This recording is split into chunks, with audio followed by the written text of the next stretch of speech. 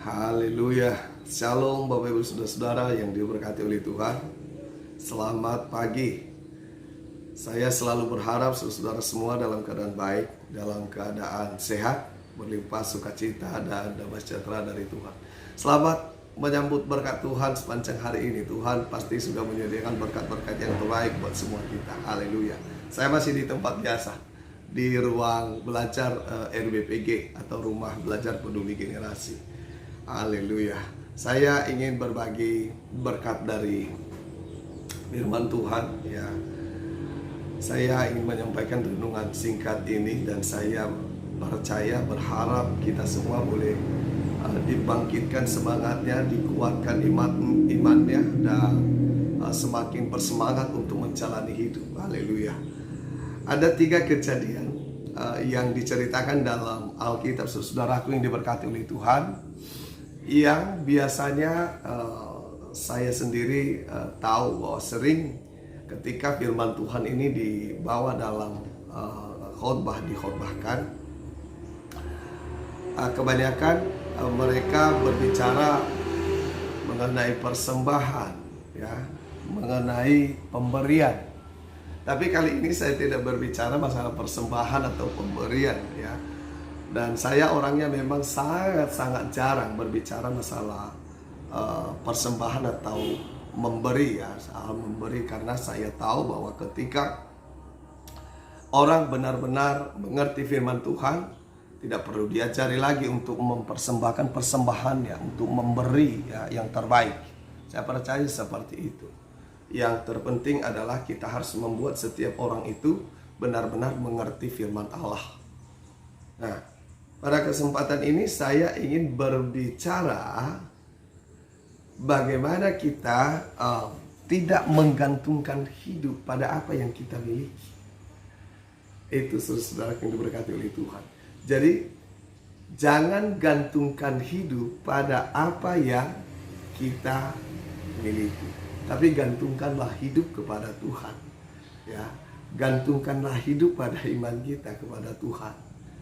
Itu ada satu cerita, salah satu cerita di dalam Alkitab, seorang janda di Sarfat. Kita sudah tahu kan?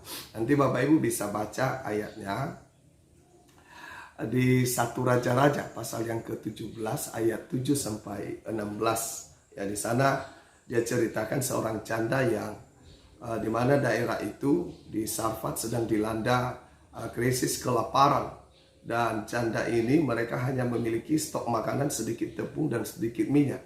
Ibu janda ini sedang mengumpulkan kayu untuk mengolah sisa tepung dan minyak untuk mereka makan, dan itu adalah makanan terakhir karena tidak ada stok makanan lagi.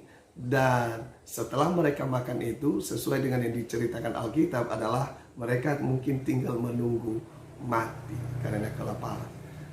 Pada saat itu juga datanglah Elia, ya kan, sesuai dengan petunjuk Tuhan. Dia datang ke Sarfat dan dia menjumpai ibu janda ini, dan dia meminta ibu janda ini untuk membuatkan dia makanan. Ya, janda ini yang sudah tahu stok makanannya tinggal sedikit, dia tidak khawatir ya, dia tidak khawatir ya. Dia, singkat cerita, dia mau membuat roti dari sisa tepung, sisa stok tepung itu dan minyak itu. Walaupun dia tahu mungkin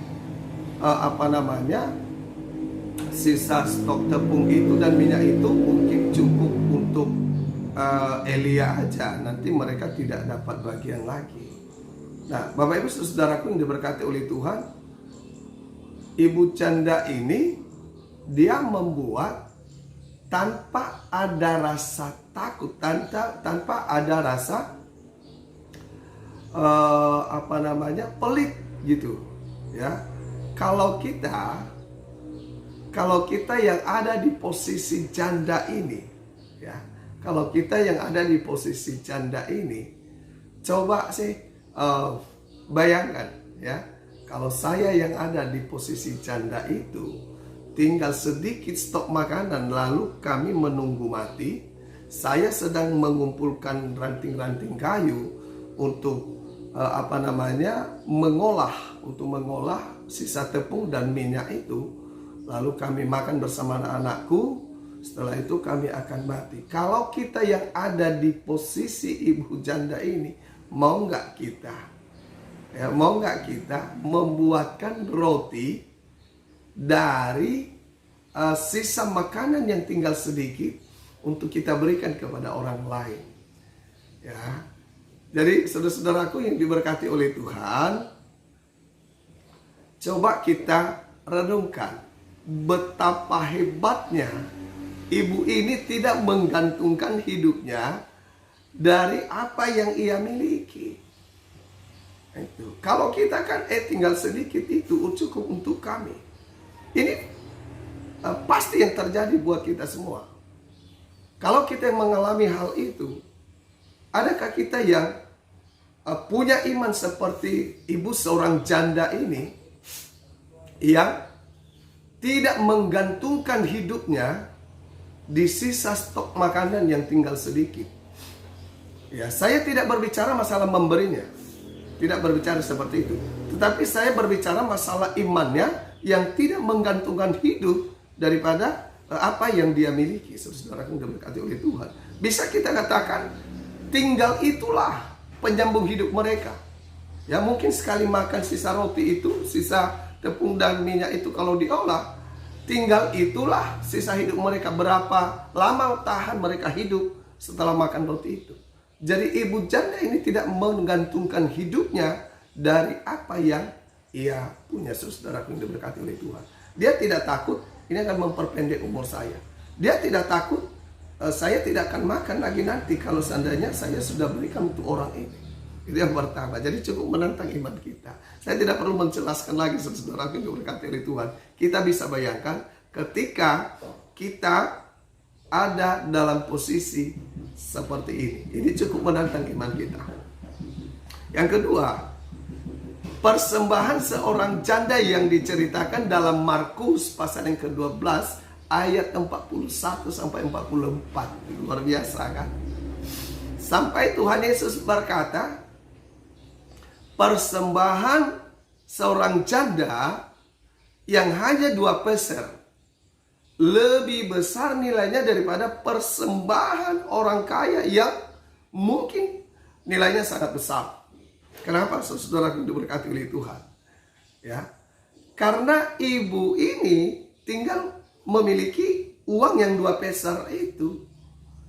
Lagi-lagi saya tidak berbicara masalah dia memberi dari kekurangan. Saya tidak berbicara seperti itu.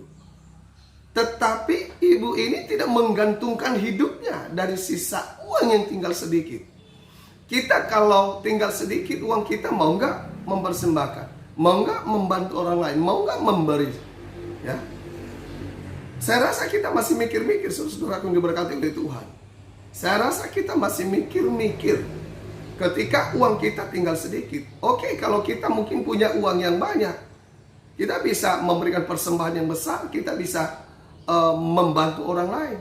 Tapi ketika kita memiliki uang yang tinggal sedikit, apakah kita tidak khawatir? Apakah kita tidak mikir-mikir untuk memberi atau memberi persembahan? Ya, jangan arahkan pikiran kita tentang hal memberi. Saya tidak berbicara seperti itu. Ini hanya penjelasan. Tetapi bagaimana seorang ibu ini, dia tidak khawatir, dia tidak menggantungkan hidup pada sisa uang yang tinggal sedikit. Dia memberi. Ya. Jadi saudaraku yang diberkati oleh Tuhan, ini pun cukup menantang iman kita.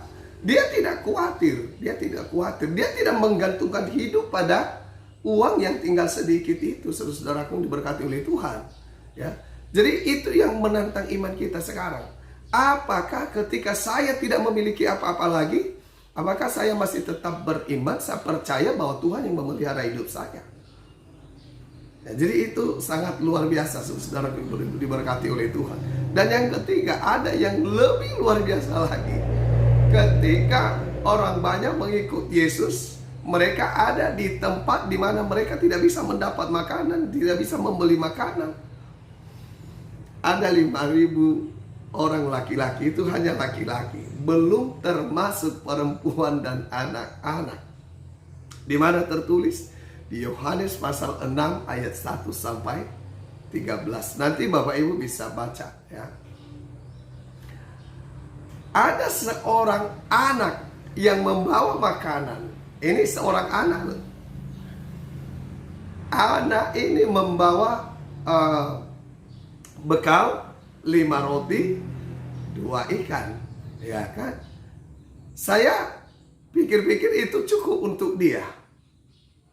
Lalu apakah dia menggantungkan hidup di situ? Oh, saya tidak mau kasih kalian karena kalau saya kasih ini, apa yang saya makan nanti? Seperti itu.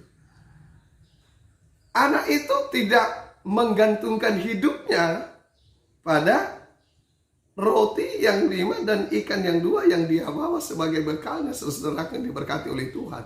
Ini saya tidak berbicara masalah mujizat karena dia serahkan itu, tidak, ya. Tetapi saya berbicara bagaimana seorang anak itu tidak khawatir. Dia tidak berpikir nanti apa yang saya makan kalau saya berikan itu. Ya. Dia tidak takut tidak makan. Artinya dia tidak takut kelaparan. Yang ada di benaknya, apa yang ada saya beri. Saya tidak menggantungkan hidup pada apa yang saya bawa. Nah, ini cukup menantang iman kita, saudara yang diberkati oleh Tuhan.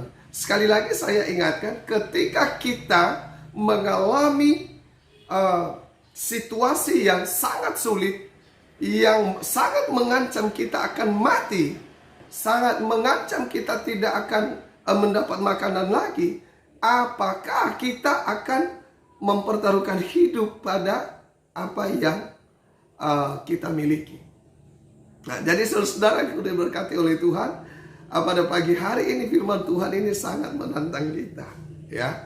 Jangan sampai kita punya iman yang kuat ketika hidup kita jaya, tetapi ketika kita miskin, ketika kita diperhadapkan dengan situasi yang sangat sulit, apakah kita masih tetap memiliki iman dan menggantungkan hidup tetap kepada Tuhan, bukan kepada apa yang kita miliki.